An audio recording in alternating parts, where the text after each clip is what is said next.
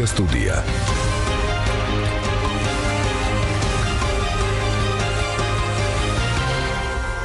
მოგესალმებით ვადუცემლო რადიო მსმენელებო, ჟურნალისტი გიორგი ჩოკოშვილი. გაიგო ჩვენი სტუდია ყველა თქვენგანისთვის ძალიან სერიოზული, მნიშვნელოვანი და საინტერესო თემით.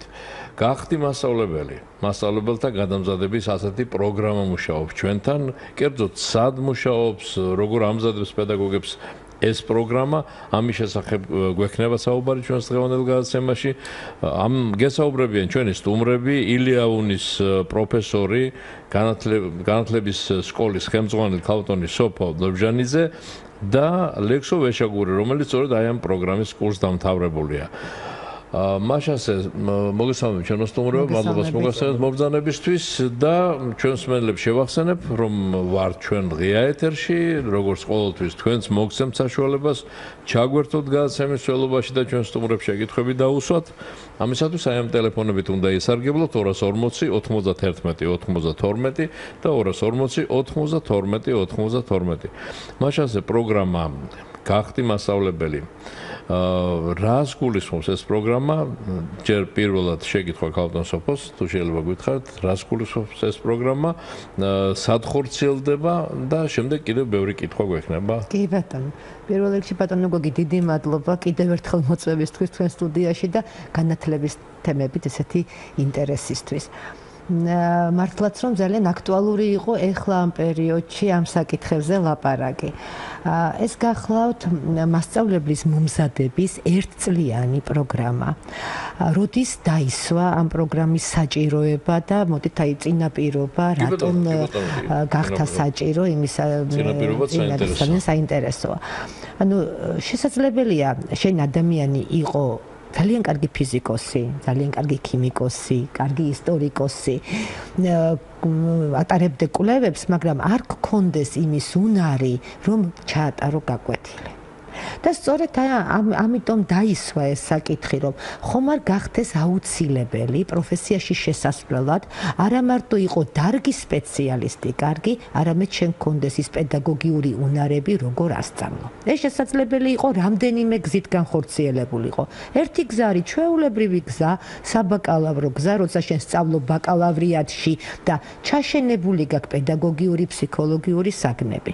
მაგრამ ჩვენ გვყავს ძალიან ბევრი ადამიანი, ძალიან ბევრი კარგი პროფესიონალი, კარგი ფიზიკოსი, ქიმიკოსი, ბიოლოგი, რომლებსაც ეს პედაგოგიური განათლება არ აქვს. უკვე დამთავრებულია, უკვე აქვს ან ბაკალავრის ხარისხი, ან მაგისტრის ხარისხი და როგორ შეიძლებოდა ამ ადამიანებისთვის მიგვეცვა ეს კომპეტენცია და უმოკლესი გზით. და სწორედ ეს უმოკლესი გზა გახდათ მასწავლებლის მომზადების ერთწლიანი საგანმანათლებლო პროგრამა, რომელსაც ჩვენ ვთავაზობთ სუმცირე ბაკალავრის ხარისხის მქონე ადამიანებს, რომელთაც სურთ მასწავლებლობა. ეს შეთავაზება როგორ ხდება, ისიც ვიტყვით. კი ბატონო, გეტყვით, ხონთ ამ პროგრამაზე ჩარიცხვის წინაპირობა არსებობს. ეს წინაპირობა გახლავთ ერთი, რომ უნდა იყო ბაკალავრი აუცილებლად ან მაგისტრი, მინიმუმ ბაკალავრი და შენ ჩაბარებული უნდა გქონდეს საგნობრივი გამოცდა. საგნის გამოცდა, ამჯერად ამ საგნის გამოცდებს უკვე წლების განმავლობაში ატარებს გამოცდებისა და შეფასების ეროვნული ცენტრი. ის გამოცდებისა და შეფასების ეროვნულ ცენტრში შენ წარმატებით უნდა გქონდეს დადასტურებული შენი საგნობრივი კომპეტენცია, რომ შენ ნამდვილად იცი საგანი, მხოლოდ და მხოლოდ საგანს აბარებს, ადასტურებს, რომ საგანი იცის და შემდეგ იმ უნივერსიტეტებს, რომლებიც ანხორციელებენ აი ამ მასწავლებლის მომზადების ერთწლიან პროგრამას, იმ უნივერსიტეტებს აქვთ შიდა გამოცდა, შიდა გასაუბრება, ზოგ ზეპირი გამოცდა, ზოგ წერითი გამოცდა და აი ამ ნაეკის გამოცდისა და უნივერსიტეტის გამოცდის საფუძველზე იქ სტუდენტი ირიცხება, უკვე მსურველი აპლიკანტი ირიცხება ამა თუ იმ უნივერსიტეტში სტუდენტად. ეს პროგრამა ერთი წელია ფუნქციონირებს მხოლოდ და მხოლოდ დამოუკიდებლად არსებული ლექსო პირველი გამოშვება. ლექსო პირველი გამოშვება და ძალიან საინტერესოა რომ ეს პრიორიტეტია რომ როგორ შევიდეს კვალიფიციური კადრი პროფესიაში დაჩქარებულად. ერთი წლით, ერთი წელი. მოდით ჩავთვალოთ საინტერესო არის ერთი გეტყვით რომ შარშან და წელსაც ეს პროგრამა ფინანსდება სახელმწიფოს მიერ. კიდევ გვექნება თქვენთან გავუშვებო შეკითხვები ლექსო ჩაგვერთეთ თუ შეიძლება ესე იგი თქვენ ხართ ისტორიული დაამთავრეთ ხო? დიახ. დაამთავრეთ ბაკალავრიატიც გაიარეთ და მაგისტრატურაც. და შემდეგ მოგინდათ პედაგოგობა თუ თავიდანვე გინდოდა და შემდეგ გადავწყვიტე რომ ჩართულიყავი ამ პროგრამაში. ნუ პირველ რიგში მადლობას გიხდით მოწვევისთვის, ამ თემით დაინტერესებისთვის. ბაკალავრიატი დავამთავრე ილიას უნივერსიტეტის, ოღონდ ილიას უნივერსიტეტს აქვს ესეთი თქვა მიდგომა რომ როდესაც ადამიანი ამთავრებს ბაკალავრიატს, იქ მის დიპლომში იწერება ორი პროფესია, ძირითადი და მეორადი. ძირითადში მაქვს ტურიზმის მენეჯმენტი, ესეთი პროფესია, ხოლო მეორადში მაქვს ისტორია.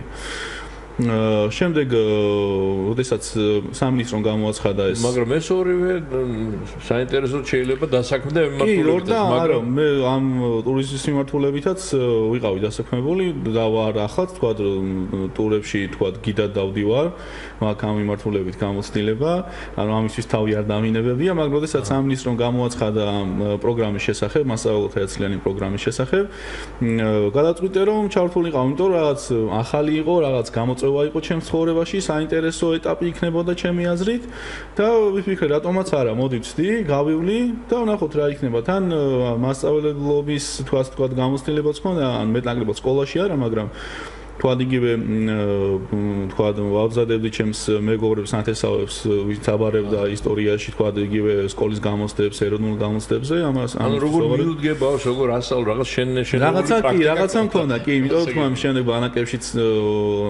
ახალგაზრდა ბანაკებში იყო კი დიახ თქვა იქ კონფლიქტოლოგიაზე და ეკოლოგიაზე ლექციებს ვატარებდი და შეხედვა მქონდა ბავშვებთან და ეს გამოცდილება ერთგვარი მქონდა მაგრამ ის უნარჩვევები რაც თქვა მე მჭირდებოდა რომ სკოლაში გაკვეთილი ჩავატარო და ვიყო კარგი მასწავლებელი, ამისი არ მქონდა და სწორედ აი ამ ერთწლიანი პროგრამა გაიარე. კი, ერთწლიანი პროგრამა გავიარე, დიახ. და რამდენად ჩვენ ვიცით მასწავლებლები სხვადასხვა კვალიფიკაციის არიან და რანჟირება ხდება იქ და უფროსი მასწავლებლის წოდება მოგენიჭა. უფროსი მასწავლებლების სტატუსი მივიღე ამ ერთწლიანი პროგრამის გავლის შემდეგ. რაც მთავარია, ქალბატონსოფო და ლექსო ალბათ არა მხოლოდ აი ამ საინტერესო ფორმის შემოღება და სწავლება დაინტერესებული ადამიანების არამედ მათი დასაქმებაა შემდეგ ძალიან მნიშვნელოვანი. უკვე იშოვეთ სამსახურით პირდაპირ განაწილეს თუ როგორ ხდება? სკოლები ვისაც სჭირდება პედაგოგი სხვადასხვა მიმართულებით, ამ შემთხვევაში თქვა ჩემი მიმართულებით ისტორიის მასწავლებლებსაც სჭირდება.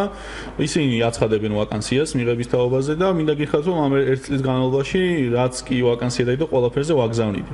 და სხვადასხვა სკოლებისგანაც არის დაინტერესება, იმიტომ რომ თქვა ახალგაზრდა კადრი ის რომელიც ამ 60 კრედიტიან პროგრამას გადის, მათთვისაც მიმზიდველია და საინტერესოა რომ ასეთი კადრი ყავდეთ მათ სკოლაში.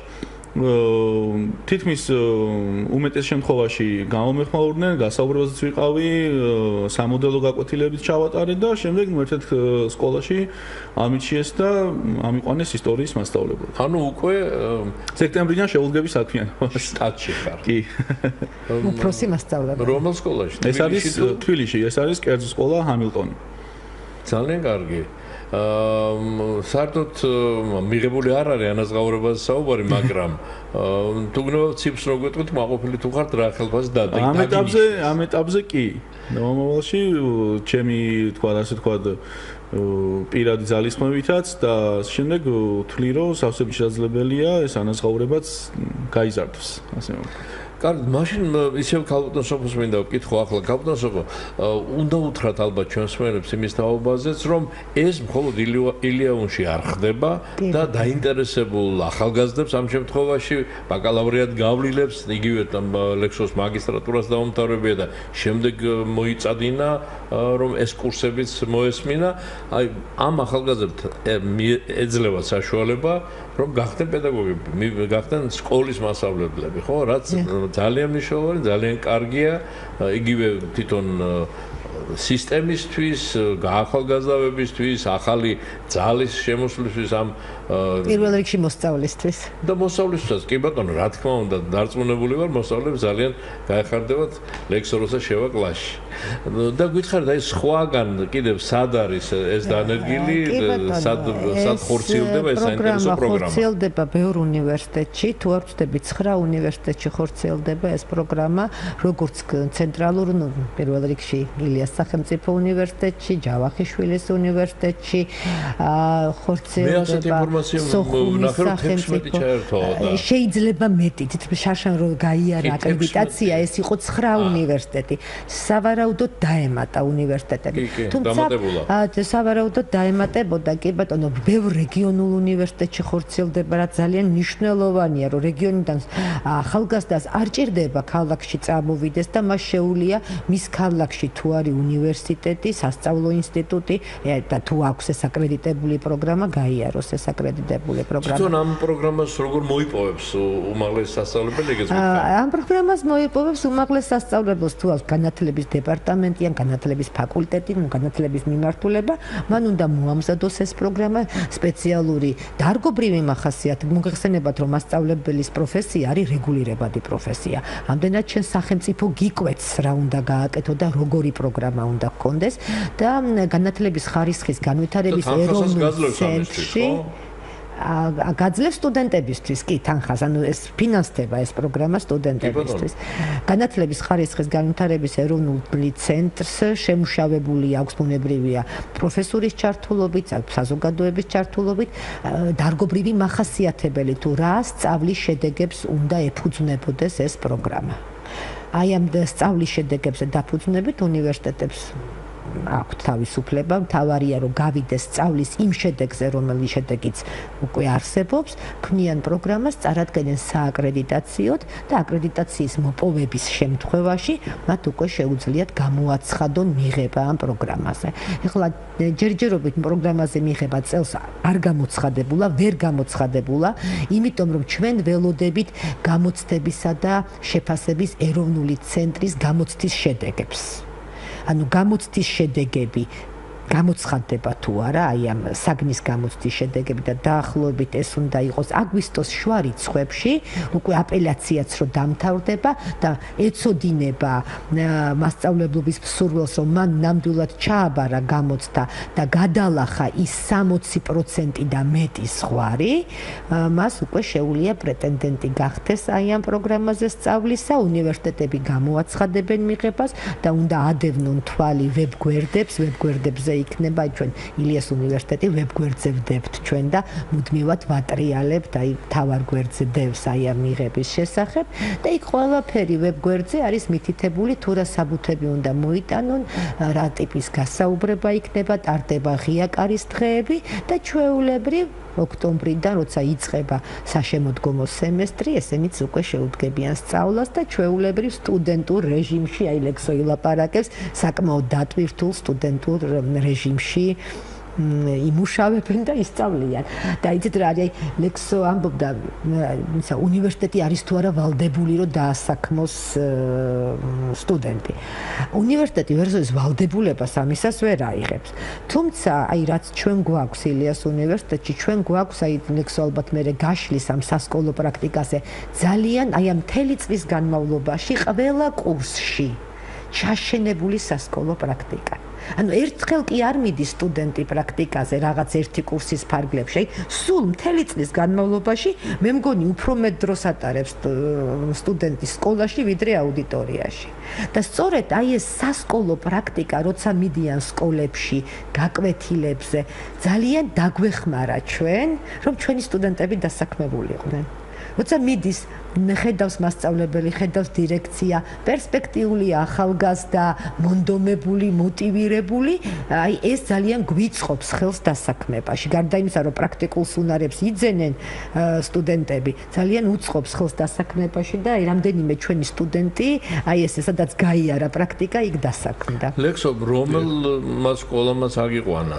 იმ სკოლაში იყავი პრაქტიკაზე? არა, იმ სკოლაში არ ყოფილა პრაქტიკაზე. ეს საერთოდ აბა გითხარი, მაშინ თვითონ სწავლების პროცესი ამ მასწავლებელთა გადამზადების ასე ქვია პროგრამას. მომზადების პროგრამა ქვია. გადამზადება არის უკვე შენ რო ხარ მასწავლებელი და იმაღლებ კვალიფიკაციას და აქ არის შენ არა ხარ მასწავლებელი, არა გაქვს ეს კომპეტენცია და შენ უნდა მომზადდე მასწავლებლად. მომზადების პროგრამა. კარგი, გითხარით ლექსო.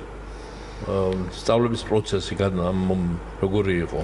სწავლების პროცესი იყო ძალიან დატვირთული, ინტენსიური, ნაყოფიერიც, იმიტომ რომ ერთი წელი ეხა მოგხსენებათ არ არის საკმარისი დრო, მაგრამ აი ერთი წლის განმავლობაში მაქსიმალურად იყო მოწოდებული ის ცოდნა, ის რესურსები, რაც ჩვენ გამოგვადგებოდა სკოლაში მუშაობისთვის.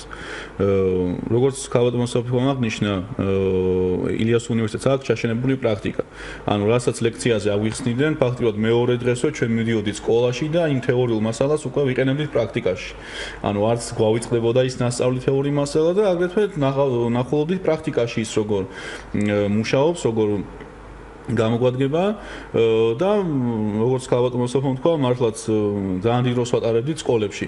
მაგალითად, პრაქტიკის დღეს რომ მივდიოდით სკოლაში, მაგალითად 11 საათზე, 12 საათზე, ფაქტობრივად საღამოს 5 საათამდე იქ ვიყავით ხოლმე. იმდენად დატვირთული იყო მუშაობა ჩვენს პრაქტიკის ხელმძღვანელთან. კი, სხვადასხვა კლასში იყო ეს მეშვიდეს პედაგოგებთან და თქვენ როგორი იყო, რას თქვენ იქ დასწრებას ხოლოდ არა, დასწრება ეს პასიური მდგომარეობა არა, ჩვენ აქტიურად ვიყავთ ჩართულები, ვაკვირდებოდით საუკეთილო პროცესს, მასწავლებელს ვეხმარებოდით გაკვეთილის ჩატარებაში, სასწავლო რესურსების მომზადებაში, თქვა იქ როდესაც ჯგუფური მუშაობა იყო, ბავშვებსაც ვეხმარებოდით რაღაცას ვერ გაიგე. ანუ ჩვენ პრაქტიკულად ვიყავით ჩართულები ამ გაკვეთილში რა, ან პასიურ მდგომარეობაში არ ყოფილვართ. ესეც გვეხმარებოდა, იმიტომ რომ ძალიან დიდ პრაქტიკულ ცოდნასაც ვიძენდით ამ პერიოდში. პრაქტიკა გავიარეთ 122 საჯარო სკოლაში, პირველ სემესტრში, ხოლო მეორე სემესტრში მე გავიარე 151 საჯარო სკოლაში და ძალიან ნაყოფიერი იყო, ვინაიდან შემდეგ უკვე მეორე სემესტრში ეს პროგრამა ითვალისწინებს, რომ შენ თვითონ უნდა ჩაატარო გაკვეთილები დამოუკიდებლად მასწავლებლების დახმარების გარეშე და დაახლოებით 6-7 გაკვეთილი ჩავატარე დამოუკიდებლად პრაქტიკის ხელმძღვანელის დახმარების გარეშე. ანუ ამ შემთხვევაში ლექსო უკაცრავად ისე თქვენთან გადმოვდივარ, ამ შემთხვევაში რა თქმა უნდა მოგგენელია სკოლის და განათლების სამინისტროსთან მჭიდრო თანამშრომლობის გარეშე, ხო? აი ეს რის საფუძველზე და როგორ ხდებოდა? ეს იცით რა, ილიას სახელმწიფო უნივერსიტეტში ეს ხდება მემორანდუმის საფუძველზე.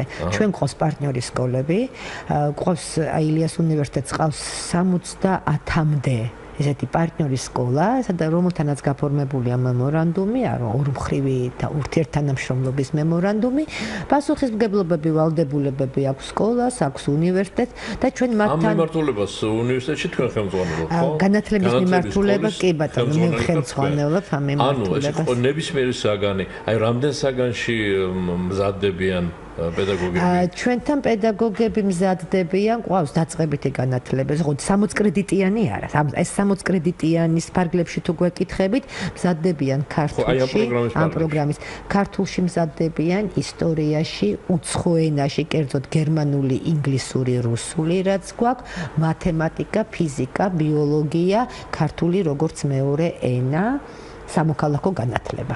ეს უკვე არაქართული სკოლებისთვის.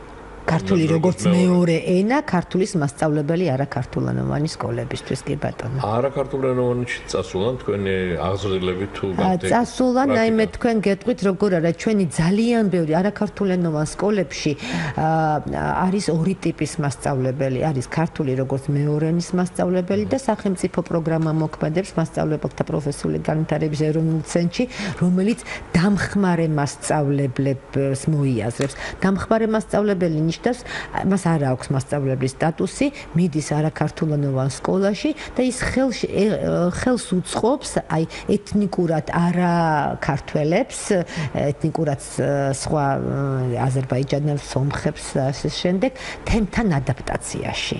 როგორ მოხდეს, როგორ მოახდინოს მათი ადაპტაცია თემთან.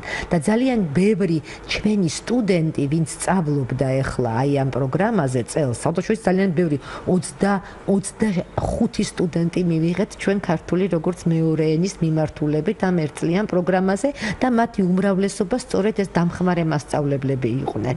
ანუ დასაქმებული იყვნენ დამხმარე მასწავლებლებად, რომლებთაც არ ჰქონდათ ქართული როგორც მეორე ენის სწავლების უფლება, იმიტომ რომ იქ თქვა საგანჩაბარებული უნდა იყო პლუს ეს 60 კრედიტიანი უნდა გქონდეს გავლელი და მე ძალიან გამიხარდა რომ ამას წინათ მასწავლებელთა პროფესიული განვითარების უნივერსიტეტში ვიყავი და გასაუბრება იყო ქართულის როგორც მეორე ენის მასწავლებლებისა სახელმწიფო პროგრამაზე და ძალიან ბევრი სახე დავინახე ჩვენი დამხმარე მასწავლებლების, რომლებიც გასაუბრებაზე გადიოდნენ აი ქართული როგორც მეორე ენის მასწავლებლის ვაკანსიაზე ქონდათ სურდათ ეს ვაკანსია დაეკავებინათ და მე დარწმუნებული ვარ რომ მათი კომპეტენცია ისეთი იყო და ალბათ კომისიასაც მოაწონეს თავი, გამოიჩინეს თავი რომ აიყვანენ მათ. ითქვა დღევანდელ გადაცემაში რომ უნივერსიტეტი არ არის ვალდებული და ვერ შეძლებს და ვერ მოახერხებს რომ დაასაქმოს თავისი თუმცა ხელი უნდა შეუწყოს. მაგრამ ჯერ ერთი ხელი შეუწყოს და ალბათ მონიტორინგიც გაქვს და ადამიანს აუცილებლად იცით პროგრამის წარმატებულობა სწორედ ეს არის. ჩვენ როგორ ვაფასებთ? ჩვენ ყოველ წელიწადს გვაქვს შიდა შეფასება ხარისხის და შიდა მონიტორინგი და ერთ-ერთი ინდიკატორი პროგრამის წარმატების არის დასაქმებული კურსდამთავრებული. ანუ ეს წარმატებული პროგრამაა. იცით რა, ვიტყოდი რომ წარმატებული პროგრამა ზუსტ იმედია რომ ჩვენ შემდეგაც შევხვდებით ერთმანეთს და უფრო ზუსტი მონაცემები გექნება და ზუსტ რიცხვს დასაქმებულებისა მოგაწოდებთ სექტემბერში, მაგრამ ეხლა რა ჩვენ მივიღეთ 120 სტუდენტი აი წელს აი ამ მიმართულებაზე, რაც ნამდვილად ვიცი დღეს 20-25 სტუდენტი უკვე დასაქმდა, კურსდამთავრებული, მაგრამ ძალიან ბევრს ვაკანსია აქვს შეტანილი და ელოდებიან ვაკანსიაზე განცხადებები აქვს შეტანილი და ელოდებიან აყვანას. მე მგონი რომ 25 სტუდენტის დასაქმებაც კი ამ ეტაპზე უკვე პროგრამის წარმატებაზე მეტყვია. ესეც ძალიან კარგია, რომ იგივე ზოგადად საავადმყოფო სკოლებს აქვს საშუალება შეარჩიონ და თან ასეთი უმაღლეს დამთავრებული და ასევე ამ კურს გავლილი არჩევანის საშუალებაც რო აქვს, ეს ძალიან კარგია. მსმენელი გველოდება თუ შეიძლება მის კითხვა მოვისმინოთ. ალო გისმენთ? სტუმართან შეკითხვა შეიძლება? კი, შეიძლება, ძალიან გისმენთ. ქართულ შეკითხვები არ გეხამუშებათ ამ ქართული ენის მეორე ენად ხსენება ამდენჯერ ახსენეთ? მადლობ ძალისთვის, მაგრამ ეს აბსოლუტურად მიღებული და არა, გიპასუხებთ ქალბატონო, ქართული როგორც მეორე ენის სწავლებაში ჩვენ ვგულისხმობთ, როდესაც ქართულს ვასწავლით არაქართველებს. ესა, როდესაც ჩვენ ქართულს ვასწავლით აზერბაიჯანელებს, სომხებს, რუსებს, მათი მშობლიური ენა ხო არ არის ქართული? მათი მშობლიური ენა არის სომხური, აზერბაიჯანული, რუსული და ჩვენ ქართულს ვასწავლით როგორც მეორე ენას, არა როგორც უცხო ენას, არამედ როგორც მეორე ენას. ასე რომ მე კი არ ვაკნინებ ქართულს პირიქით. კარგი, დიდი მადლობა. ქართველისთვის ქართულია მშობლიური ენა, მაგრამ არაქართველისთვის, საქართველოში მცხოვრები არაქართველისთვის ქართული როგორც მეორე ენა. ოღონდ რასაკვირველია, ქართული სახელმწიფო ენა და ამ ენაზე მის დაუფლებაზე ძალიან დიდი მოთხოვნები არსებობს, ვიცით ამ რეგიონებში. აქ წარმატება არ გვაქვს, იმიტომ რომ ეს ადამიანები უფრო მეც მოითხოვენ და უფრო მეტის გაკეთება ამ მიმართულებით საჭირო და თავის დროზე ალბათ ახსოვს ყველას ჩვენს მსმენელებსაც მოხალისეები მიდიოდნენ, ახლაც არის მე მგონი ეს პროცესი არ დასრულებულა, მაგრამ უკვე სახელმწიფო დონეზე ასე არის აყვანილი, რომ საგანგებოდ პედაგოგებს ვამზადებთ, ვაგზავნით იქ და სახელმწიფო პროგრამაა ორი, ერთი არაქართულენოვანი სკოლების ქართული მასწავლებლების და მეორე რომ მოგახსენეთ დამხმარე მასწავლებლების თვითონ სახელმწიფო პროგრამის ფარგლებში მიდიან ისინი და ასწავლიან. ასე რომ ამ შემთხვევაში მეორე ენას თუ ვიტყვით ქართულის მისამართით არ არის ეს არ აკნინებს როგორც ქალბატონმა. უბრალოდ ქალბატონს კონტექსტ ფაქტით ეთყობა ამოგლეჯილად მოისმინა და საერთოდ არ მოეწონა ეს ტერმინი მე ქართული როგორც მეორე ენა, მაგრამ ამ შემთხვევაში ალბათ უნდა მივიღოთ 100-ია. ისევ ხო ვიდრე სტუმრებს გადავსემ სიტყვას, მანამდე სიტყვას მინდა შეგახსენოთ ჩვენო ძირფასო რადიო მსმენელებო, რომ ილია უნის პროფესორი, განათლების სკოლის ხელმძღვანელი კაპიტანი სოფო ლობჟანიძეა ჩვენი სტუდიის სტუმარი და მასწავლებელთა მომზადების პროგრამის კურსდამთავრებული ლექსო ვეშაგური. თუ მათთან რაიმე შეკითხვა გექნებათ, შეგიძლიათ აი ამ ტელეფონებით ისარგებლოთ, დარეკოთ და დაუსვათ კითხვები 240 91 92 და 240 92 92. იმასაც შეგახსენებთ, რომ ჩვენ ვართ ღია ეთერში, მაგრამ გადაცემა იწერება და ნებისმიერ დროს შეგიძლიათ მისი განმეორებით მოსმენა, თუ გექნებათ ამისი სურვილი, უნდა შეხვიდეთ ჩვენს ვებგვერდზე, რომლის მისამართია რადიო 1.G და ღია სტუდიის დღევანდელი გამოშვება შეგიძლიათ არამხოლოდ მოისმინოთ, არამედ ნახოთ კიდეც თუ გექნებათ ამის სურვილი, ვინაიდან იქვე ჩვენი თანამშრომლები დებენ აგრეთვე წოდებულ ლინკს და შეგიძლიათ ნახოთ გამოსახულებითაც. მაშასე ღია სტუდია ღია ეთერში FM 102.4 ტალღაზეა თქვენი მიმღებები მომართული საზოგადოებრივ რადიოს უსმენთ და ჩვენ სტუმრებს კვლავ ვაძლევთ საშუალებას, რომ ამ საინტერესო პროგრამაზე გვესაუბრონ. ლექსო, ჩვენ საუბრობდით, მე როდესაც ისევ ქალბატონს გადავეცი სიტყვა, როგორ სასწავლო პროცესი როგორი იყო აი ამ კურსების დროს და კიდევ რაიმ საინტერესო ნიუანსებს რას გვეტყოდი ამ სწავლების და რა დაგამახსოვდა, რა იყო მნიშვნელოვანი და საინტერესო. საინტერესო, ჩვენთვის ყველაფერი საინტერესო იყო, ვინაიდან მოქმედი პედაგოგი არა ვარ და ამ წლები ვიყავი და ჩვენთვის ეს რაღაც ახალი გარემო იყო, ახალი სივრცე იყო, ახალ ცოდნას ვიძენდი, საერთოდ ახალ უნარჩვევებს და ჩვენთვის ყველაფერი საინტერესო იყო. განსაკუთრებით ამახსოვრდება ის ურთიერთობა ალბათ ბავშვებთან, რასაც პრაქტიკის განმავლობაში ვახორციელებ, ვინაიდან ბევრი დავალება ქონდა ისეთი, რომელიც ითვალისწინებდა თავად ბავშვების გამოკითხვას, მათი აზრის გაგებას, თქვა რა უნდათ, როგორი გაკვეთილი ჭირდებათ და ძალიან საინტერესო, ძალიან ბევრი ახალი აზრი და რაღაცა გაჩნდა თვითონ ბავშვებთან ურთიერთობის დროს.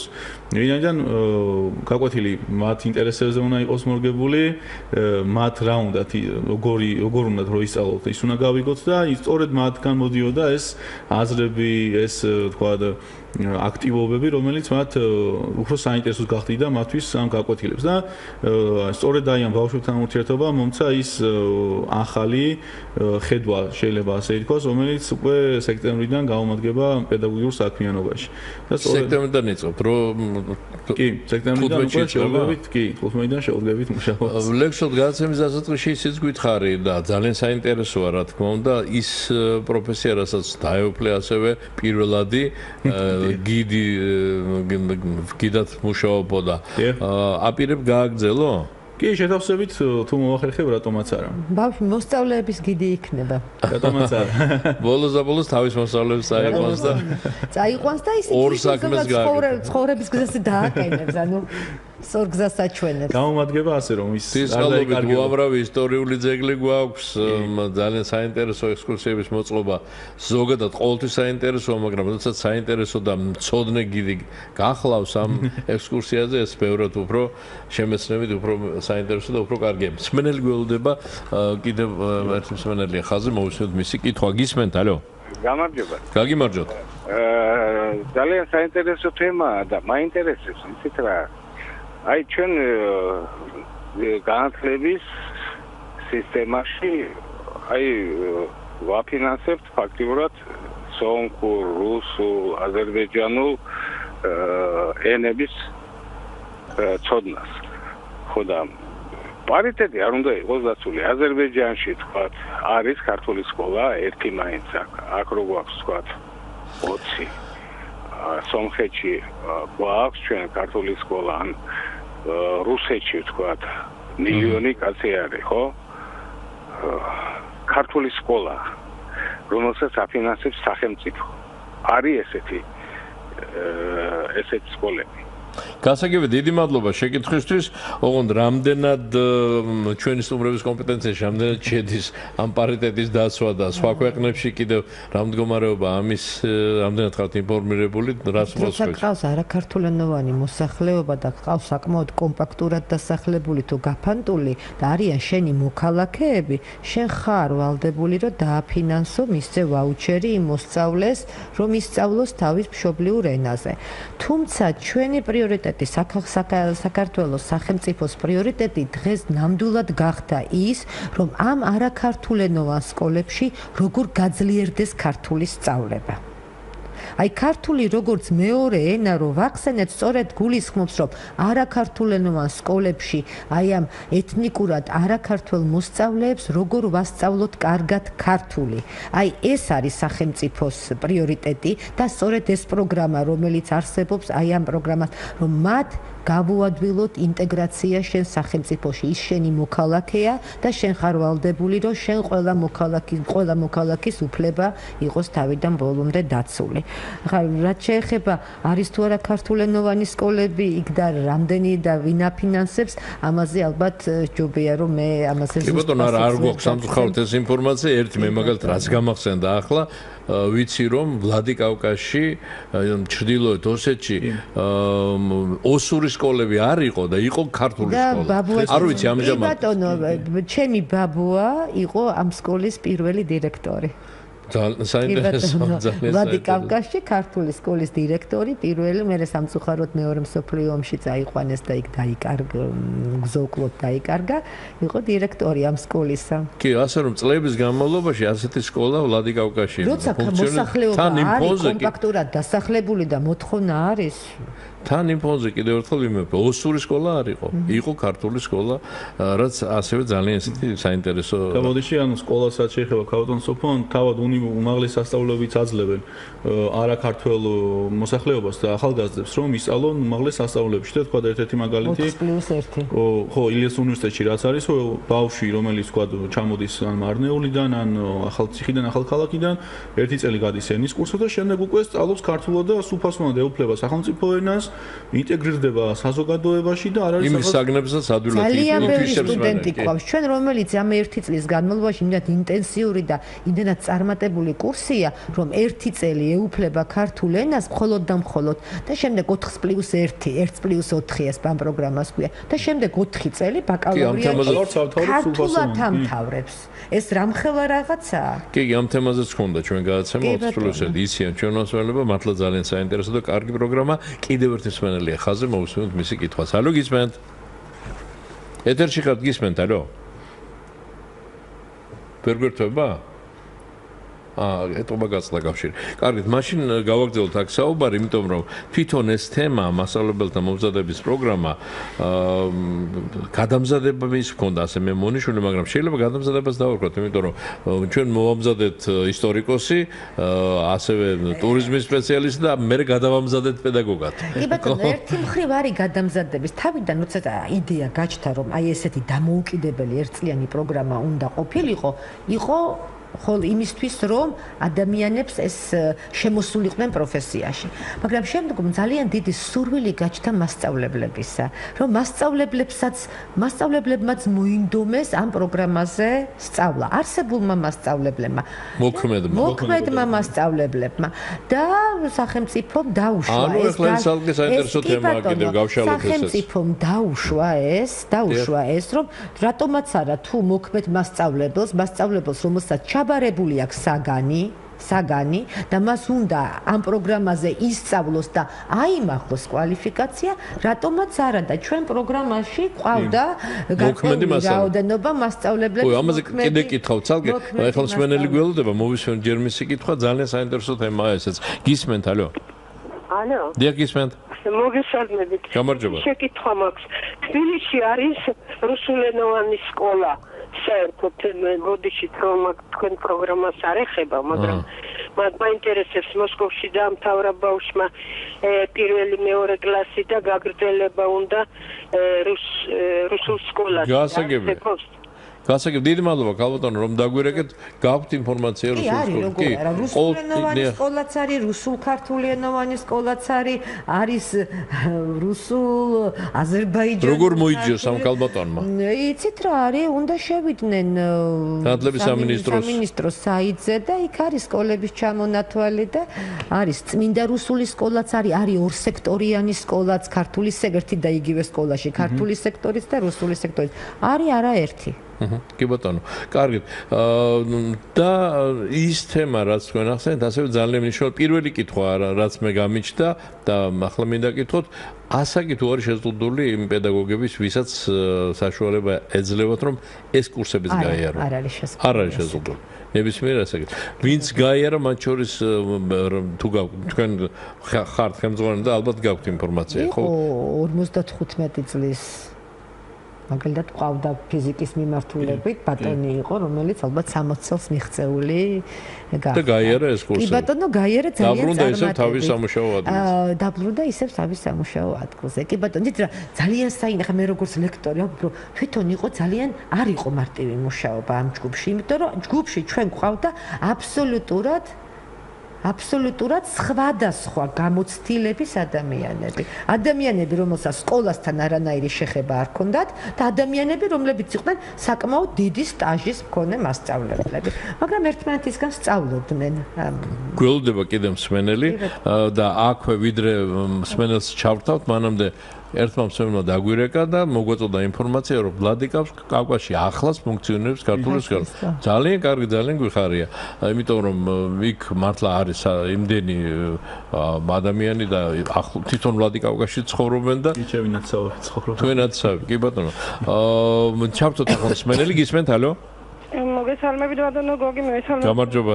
და ასეთი კითხვა მაგარი მე მჭიდროდ დასახლებული არის თქვენ ანუ სხვა კომპაქტურად დასახლებული ადამიანებს ჭირდებათ საკუთარ ენაზე განათლება და მე მაინც მაინტერესებს თქვენი სტუმრების აზრი არის რამდენად სახელმწიფო დამოკიდებულება ქართული ენისადმი ისეთი შთაბეჭდილება დამჩა რომ თქვა ძირითადად ასწავლია აზერბაიჯანულ და სომხურს და დამატებითია ქართული და არა პირიქით უნდა იყოს და კიდე მეორე საკითხი აქ ასეთ ადგილებში უშვებენ თქვა სტუდენტებს რაღაცას გოტებით და მე არაერთხელ დავრეკე თქვენს გადაცემაში აი ლიმიტებთან დაკავშირებით როცა ადგილობრივმა უნდა მიიღოს კადრმა განათლება და ადგილობრივ მასწავლოს უფრო მეტი იქნება ეფექტი და აი მესამე საკითხი ენის პალატა რომ არ არის შექმნილი რომ ჩვენ თვითონ არ ვცემთ ქართულ ენას პატივს რამდენად შეიძლება რომ სხვას დავავალდებულოთ რომ ისწავლონ ქართული ენა იმ ფონზე რომ პარლამენტში ძიან ქართულის არამცოდნი ადამიანები აი უმაღლეს ორგანოში და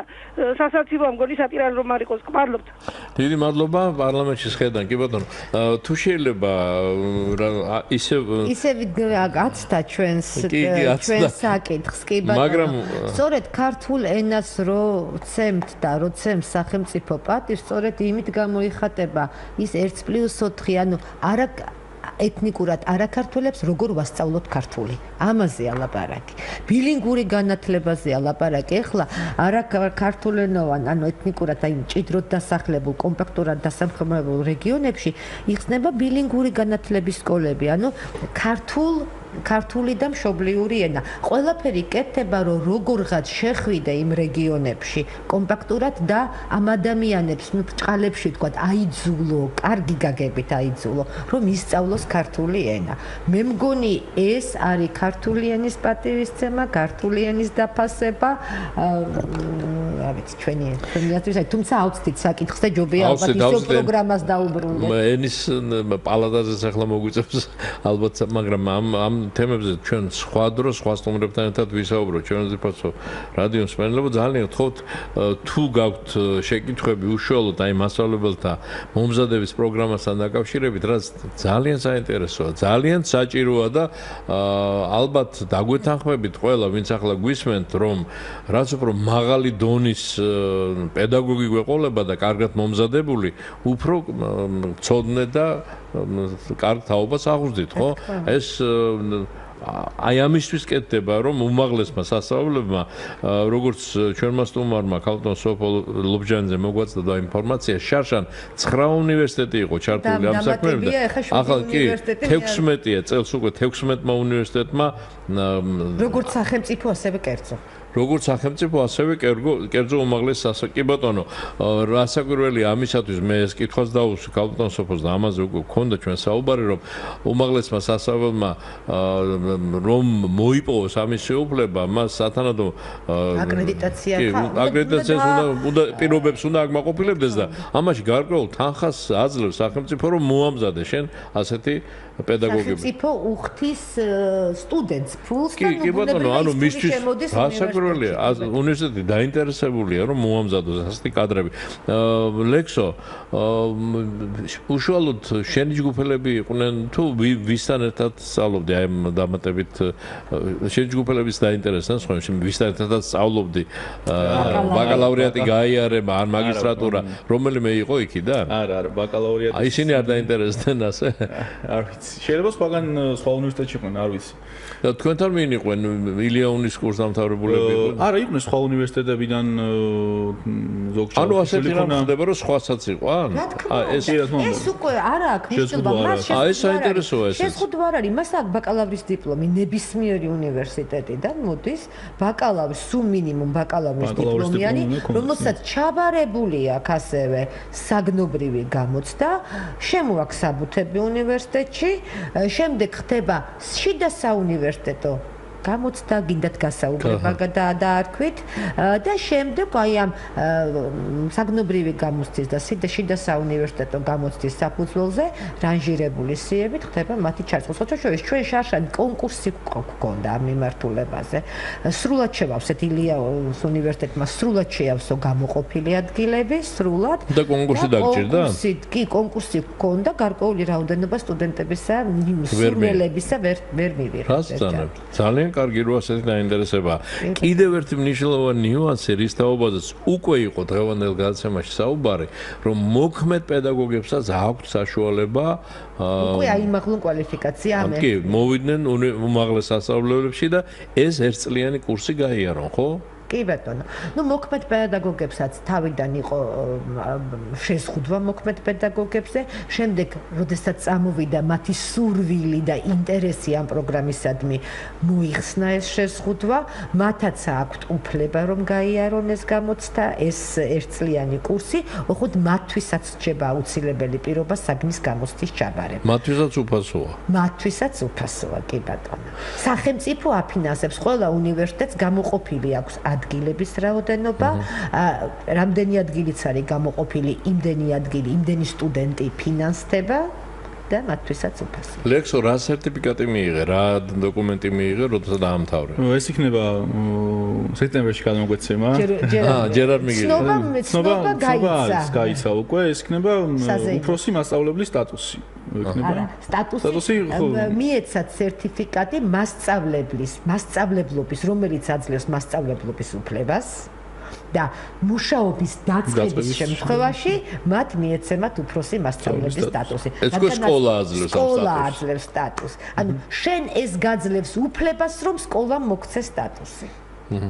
გასაგებია და ეს კითხვა იმიტომ დავსვი რომ თვითონ მოქმედი პედაგოგი რომ მოდის აი მასრა ბენეფიტები აქვს ხო? კი ბატონო, თუ არის პრაქტიკოსი მასწავლებელი, ანუ თუ ჩვენთან მოდის მასწავლებელი, რომელსაც აქვს ჩაბარებული საგნის გამოცდა, მაგრამ სხვა აქტივობები არ აქვს გაკეთებული და ამ შემთხვევაში ამ სერტიფიკატის შემდეგ მიენიჭება უფროსის სტატუსი. მაგრამ თუ მოდის უფროსი მასწავლებელი, მისთვის ბენეფიტი არის, რომ იგი აიმაღლებს ცოდნას და აიმაღლებს კვალიფიკაციას. სხვა არა. თუმცა იმ სერტიფიკატს მიიღებს, ხო? სერტიფიკატს მიიღებს. ანუ პრაქტიკოსი მასწავლებელი თუ არის, ხდება უფროსი. ოღონდ კიდევ ერთხელ ვამბობ პრაქტიკოსი მასწავლებლების გასაგონად, რომ საგნის გამოცდა აუცილებლად უნდა კონდეს ჩაბარებული, ისე ვერ მოხდება ამ პროგრამაზე. აი 50 წელს გადაცირებულმა ფიზიკოსმა, პედაგოგმა რომ გაიარა კურსები, მან უბრალოდ აიმაღლა სონდა თუ მისთვის რა იყო? მისთვის იყო რომ იგი იყო პრაქტიკოსი მასწავლებელი. პრაქტიკოსი იყო? კი ბატონო, საფიზიკა კონდა ჩაბარებული, იყო პრაქტიკოსი მასწავლებელი და ეხლა რომ სექტემბერში დაბრუნდება სკოლაში, გახდება უფროსი და გარდა ამისა, ჩვენთან არაჩვეულებრივი მიმართულება, ფიზიკის მიმართულება, თანამედროვე არაჩვეულებრივი ლაბორატორიები გვაქვს და მან აიმაღლა კვალიფიკაცია, გახდა თანამედროვე მასწავლებელი, რომელიც 21 საუკუნის მოთხოვნებს და გამოწვევებს უნდა პასუხობდეს. დიდი მადლობა და ბოლოს არის ალბათ ჩვენს გადაცემაში ვინმე და დრო გვეწურება და სხვა მსმენელებს ბოდიშ მოვხდი ვეღარ ჩავთავთ მეც. ალო გისმენთ? ეთერში ხართ გისმენთ? კაითი. გავგვეთიშა. ბოლოს არის გავგვეთიშა.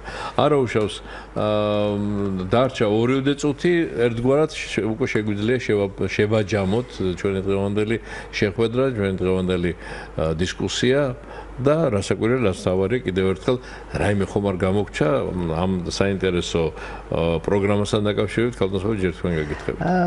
მე მხოლოდ ალბათ შეიძლება სუბიექტური ვარ მე შეფასებაში, ეს ჩემი პროგრამაა, ჩვენი გაკეთებულია, ჩვენი პირმშო ალბათ ლექსო პროიექტურად შეაფასებს, მაგრამ მე მგონი რომ პირველი წელი შეიძლება ჩავთვალოთ რომ საპილოტე წელი იყო და ამ პირველმა წელმა გაამართლა.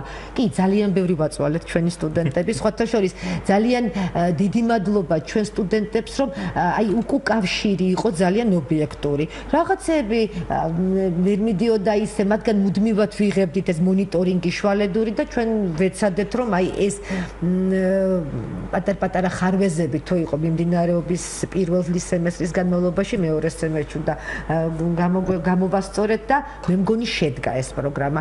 მე ვურჩევ რომ ყველა მსურველს, ვისაც კი უნდა მასწავლებლობა და მას თავის საგნობრივი კომპეტენცია დადასტურებული აქვს გამოცდის, უკვე აგვისტოს შუარიცხვებიდან თვალი ადევნონ უნივერსიტეტების ვებგვერდებს, სოციალურ ქსელს და შემოიტანონ საბუთები და გახდნენ მასწავლებლები. ანუ როგორ გავხდნენ მასწავლებელი, ეს არის 60 კრედიტიანი პროგრამა, უმოკლესი გზა თუ როგორ გავხდეთ მასწავლებლები. ხელექსურა სიტყვის საინტერესოა. პირველ რიგში მადლობას მოვუხდი ილიას უნივერსიტეტს ამ მართლაც ძალიან საინტერესო ერთი წლისთვის, საინტერესო პროგრამისთვის.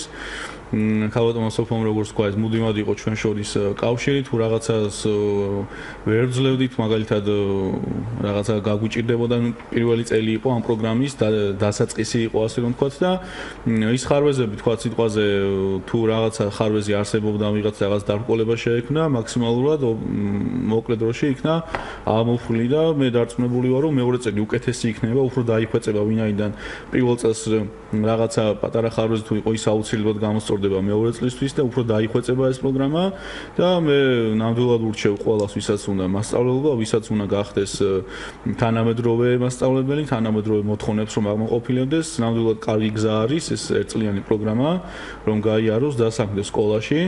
იყოს კვალიფიციური პედაგოგი და არავინ არ დამადანაშაულებს თუ ურჩევ რომ ილიას უნივერსიტეტში ჩააბარონ და შეიტანონ საბუთები. ეს ხომ არჩევანი თავისუფალი. არჩევანი თავისუფალი, არავინ არ ზღუდავს მათ, უბრალოდ ეს ჩემი კეთილი რჩევა. მოქმედი პედაგოგები ეჭვით ხომ არ უყურებენ და შიშით ამას ამ პროგრამას. ბიჭი, არა მგონია, რატომ უნდა უყურებდნენ? მათთვისაც ღიაა კარი. შეუძლიათ მოვიდნენ. კი ბატონო, მით უმეტეს რომ ასეთი მაგალითები უკვე არის და არაერთი. კი ბატონო, და სხვათა შორის ძალიან კარგი გამოცდილება იყო მოქმედი მასწავლებლებისთვისაც, რომ მის გვერდით იჯდა ახალგაზრდა, რომელმაც მიიღო თანამედროვე ცოდნა სხვა მიმართულებით, სხვა ხედვები აქვს, მაგრამ პედაგოგიური გამოცდილება და ცოდნა არა აქვს. და რაღაცა ავსებდნენ ისინი ძალიან ერთმანეთს, მე მგონი. კი, ესე იყო ნამდვილად, იმიტომ რომ ერთმანეთს განსწავლობდით, თქვა გაცილებით 10-20 წლიანი სტაჟის პედაგოგები რო იყვნენ, მათ რჩევასაც ვეკითხებოდი. შენ ჯგუფშიც იყვნენ, ხო? კი, ანუ ისტორიის მიმართულებით არა, მაგრამ რაღაც საგნებზე გვიწევდა ერთად ყოფნა. ზოგად პედაგოგიურ საგნებზე გვიწევდა ერთად ყოფნა და თქვა ერთმანეთში საუბრობდით, თქვა იქ რა პრობლემები აქვს, თქვა ჩვენ როგორ ხედავთ მომავალს, როგორ შეიძლება თქვა ამას მიუძღე გამოვასწორო, მათგან რჩევებს ვიღებდით და მე მგონია რომ ძალიან ნაყოფიერი თანამშრომლობა და ჯგუფელობა ჰქონდა. თანამედროვე ხედვებს ახალგაზრდების აღებდნენ და აი ეს დიდი მადლობა. მადლობა მომბრძანებისთვის, საინტერესო საუბრისთვის, წარმატებებს გისურვებ. გამოდოსობ თქვენს კიდევ ახალი კადრების მომზადებაში და ლექსოს, რომელმაც უნდა სკოლის კარი შეაღოს და ბავშვებს ჭირდება ახალგაზრდა მასწავლებლები და განსაკუთრებით მამაკაცი მასწავლებლები ძალიან მწირია სკოლაში და მე ძალიან მიხარია რომ ჩვენ პროგრამაზე ბევრი ახალგაზრდა მამაკაცი სწავლობდა. ძალიან მისასალმებელია ნამდვილად. ქალბატონი სოფო ლობჟანიძე ილიაუნის პროფესორი, განათლების სკოლის ხელმძღვანელი და ლექსო ვეშაგური პედაგოგთა მასწავლებელთა მომზადების პროგრამის კურსდამთავრებული იყვნენ ჩვენი სტუდიის სტუმრები. უკვე ახალბედა პედაგოგი, რომელიც სექტემბერში შეაბიჯებს საკლასო ოთახში. წარმატებებს გისურვებთ. მადლობას მოგახსენებ თქვენთან ერთად, რა თქმა უნდა, დიდი მადლობა ჩვენს მსმენელებს, ყველას ყურადღებისათვის. განსაკუთრებით მადლობა შევუბრუნებ ხოლმე მის დაგვირეკა, თუმცა დღეს ცოტა უცნაური სარები იყო და მაინდა-მაინც ამ პროგრამაზე არ დაგვირეკეს, მაგრამ ყველას დიდი მადლობა ჩვენო ძვირფასო რადიო მსმენელებო. ნათი არველაძე, ლელა ვაშაკი და თამარ ჯანიაშვილი და გიორგი ჩოკოშვილი მუშაობდით გადაცემაზე. ჩვენ ღია სტუდიაში შევხვდებით უკვე ხვალ, ასე რომ ხვალამდე გემშვიდობებით.